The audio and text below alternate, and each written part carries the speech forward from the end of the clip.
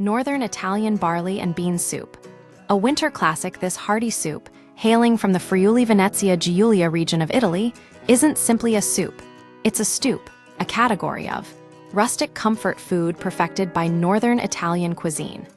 Thick enough to stand a spoon in, yet never heavy, it embodies the essence of slow-simmered beans and grains.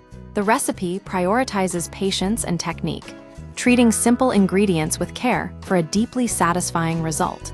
The roots of Friulian comfort. Friuli, a mountainous region of northeastern Italy, has long relied on barley orzo in Italian, distinct from the pasta shape, as a staple crop due to its cooler climate. Traditionally considered peasant food, this bean and barley soup has evolved into a regional specialty. The dish exists in two common names, zuppa di orzo e fagioli and minestra di orzo e fagioli, with zuppa denoting a thicker, more rustic version, and minestra suggesting a slightly looser consistency. However, regional and household variations mean the names are often interchangeable. The core principle is simple: create a warming, filling bowl from humble ingredients. The true distinction lies in technique. A well-made soup is surprisingly delicious, while a poorly executed one can be bland and uninspired.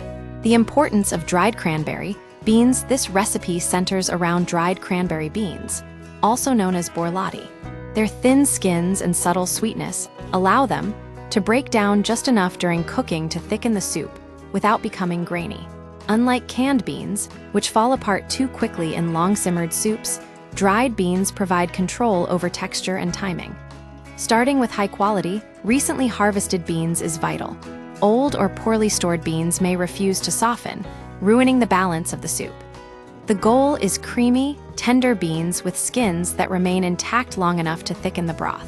Brining for optimal texture. To ensure even cooking, the beans should be brined, not just with salt, but also with a small amount of baking soda. This alters the pH of the soaking water, breaking down pectin, the structural carbohydrate that makes beans tough. Baking soda encourages better hydration and uniform cooking, leading to creamy interiors and tender skins. Caution: use baking soda sparingly and rinse the beans thoroughly after soaking to avoid soapy or bitter flavors. The result is dramatically improved texture. Choosing the right barley, pearl barley, with its outer bran removed, is the only grain that will work correctly in this recipe. Its processing allows it to cook evenly and release starch gradually, thickening the soup without becoming gluey. Hulled, quick cooking, or pre-steamed barley will not behave the same way.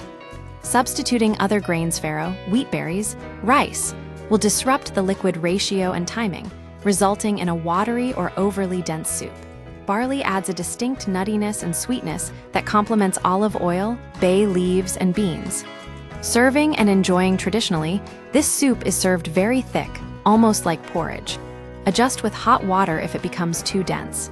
Finish with fresh parsley, a drizzle of olive oil, and a splash of red wine vinegar before serving. This soup is best enjoyed hot and reheats beautifully the next day. This is humble food, yes, but it will keep you warm, well-fed, and content through the coldest days of winter.